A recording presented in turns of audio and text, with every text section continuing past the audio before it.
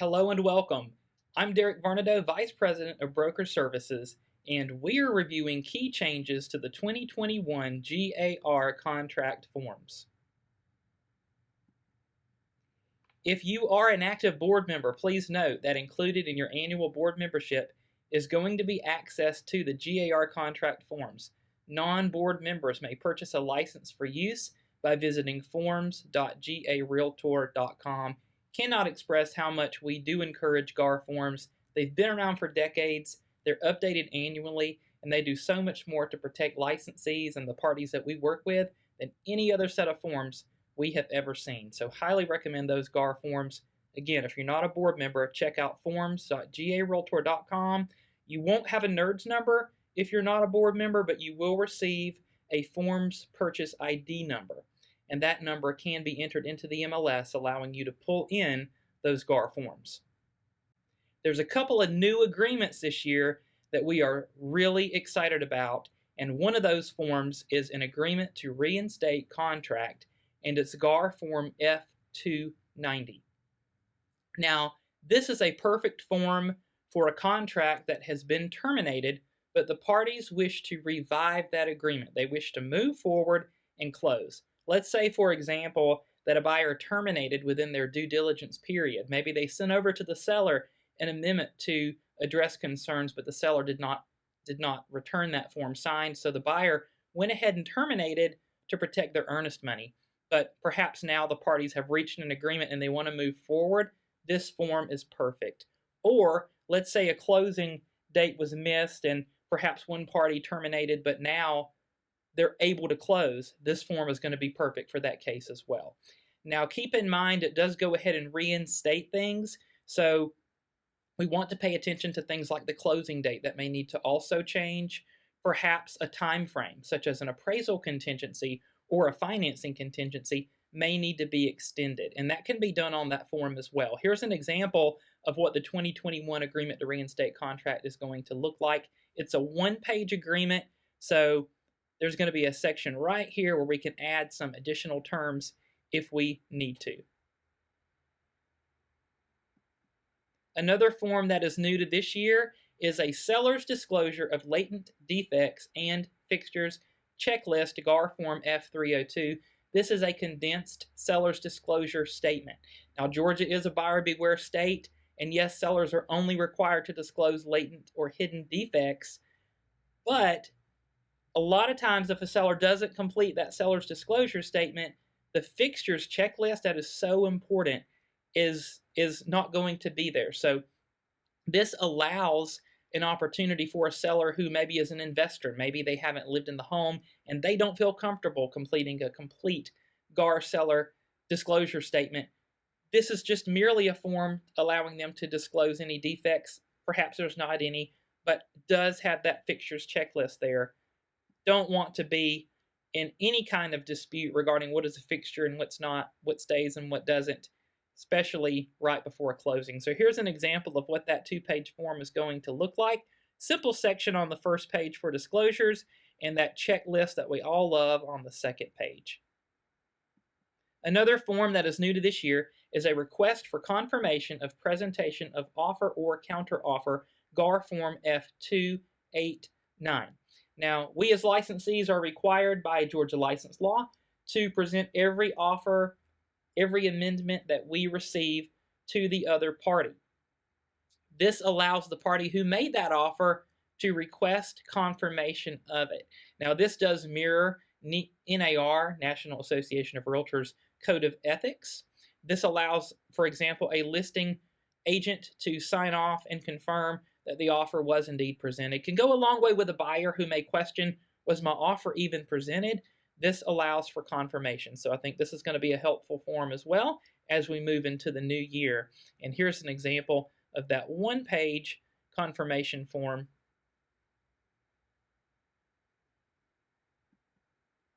And moving into another change that impacts our brokerage agreements. This one, our exclusive seller brokerage engagement agreement. Now, you may notice that name is a little different than exclusive seller listing agreement because GAR made a change, which we're going to take a look at in a moment, to the purchase and sale agreement, in the way that we reference the broker working with the buyer and the way that we reference the broker working with the seller. Instead of being called selling broker, the buyer's broker will be called buyer's broker. Instead of being called listing broker, the listing broker, the broker working with the seller, will simply be called selling broker. So GAR went ahead and updated all the other forms to mirror that, and this is one of them. So it's now called Exclusive Seller Brokerage Engagement Agreement. And one item on this form that also changed that I want to point out to help everyone is under Section 2. So under Section 2, we're talking about the list price and the listing period. You're going to see a difference between the listing start date and the commencement date. So, for example, let's say we have a seller who wants to go ahead and sign that listing agreement today, but the property won't be listed in the MLS actively for 10 days or maybe 21 days. Perhaps it's coming soon. This is a problem solver. No more having to add a special stipulation to say it'll be added at another date. We can simply put the start date for the listing, go ahead and get all of our protections right away, but then simply reference the future marketing commencement date. So we're diving into the purchase and sale agreement. Great news, an ACH checkbox has been added as a selection for the form of earnest money.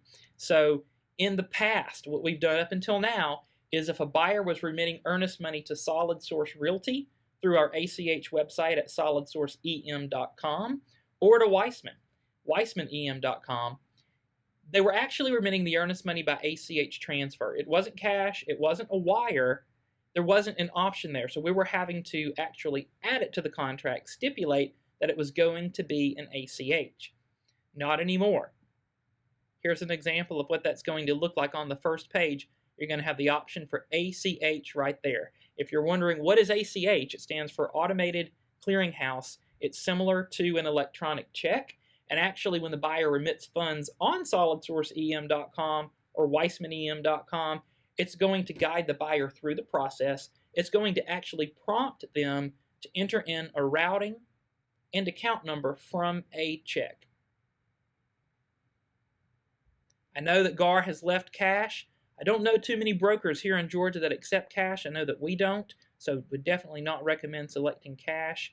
We as licensees are not allowed to ever change the form of earnest money that we receive, so we want to make sure that the earnest money we receive up front is going to be funds that can be submitted to the holder. One of the great things about ACH is the agent never even touches the earnest money. The buyer does not have a paper check circulating around with their account information, so it has really been a win-win in the industry, and really excited to see that GAR has added this as an option for the form of earnest money. Now again, going to bring up GAR made a change to the way that we reference the brokers. Buyer's broker is replacing selling broker, and seller's broker is replacing listing broker. Makes so much more sense. I think it's going to cut down on confusion. Really welcome change this year. Here's an example of how that looks on the first page of the contract, right underneath Section 10, Brokerage Relationships, in this transaction.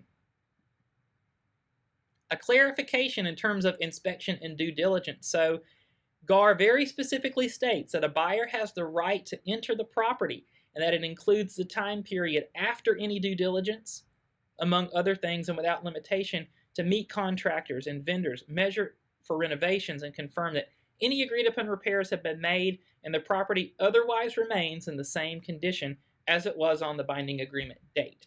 Now, we're all used to a buyer performing a final walkthrough. We're all used to that and don't usually question that. But what has been trending is a question with listing agents questioning a buyer accessing a property after the due diligence period, which a buyer technically did have a right to do. So this now clarifies that, makes it crystal clear that yes, a buyer has the right to enter the property even after the due diligence period. Risk of damage to the property. So GAR made a little tweak here saying that notwithstanding the above, if the property is destroyed or substantially destroyed prior to closing, seller shall promptly give notice to the buyer of the same and provide buyer with whatever information seller has regarding the availability of insurance and the disposition of any insurance claim. So what the language said up until now is that the property is destroyed or substantially damaged. And the word damaged was being a bit misused, and GAR went ahead and made that change. So if the property has been damaged, a seller would still have an obligation to notify the buyer and restore that issue, because again, the property should be conveyed at closing in the same condition substantially as it was on the binding agreement date. This is merely talking about potentially giving the parties a way out of the contract. Now, a lot of other base language that goes along with this is still included in the GAR form, also allowing the parties to terminate within a certain time frame after notification that the property has been destroyed. So basically, we're taking away the right for a party to terminate just because of damage, but allowing them to terminate and make a decision as to how they want to move forward if it's actually destroyed. I like this change. Now, moving along to the sale or lease of buyer's property contingency, and this is GAR form F601. It discloses that the property is currently listed under contract or other. Other could be, perhaps it's going to be listed in the future. Maybe it's going to be listed next weekend. Gives the opportunity to disclose it. Now, in most cases, it is going to be listed, and in some cases, it's going to be under contract, which is certainly to the benefit of the seller. It goes on to say that if the property is listed, it now has a blank for a listing price to be entered, that the property will not be listed for more than. And, really like this part, if under contract and the contract terminates, the buyer must provide notice to the seller. Now, buyer also has the right to terminate the contract without penalty at the same time notice is given to the seller regarding the contract termination. Now, keep in mind, though, if the buyer does not terminate, seller has the option of requesting an amendment to remove the contingencies. And if the buyer does not deliver the amendment within 3 days, the seller then has 3 days thereafter that they could terminate the contract. We hope that you've enjoyed this review of key changes to the GAR contract forms. If we can help you in any way, please feel free to reach out to us. We appreciate you very much.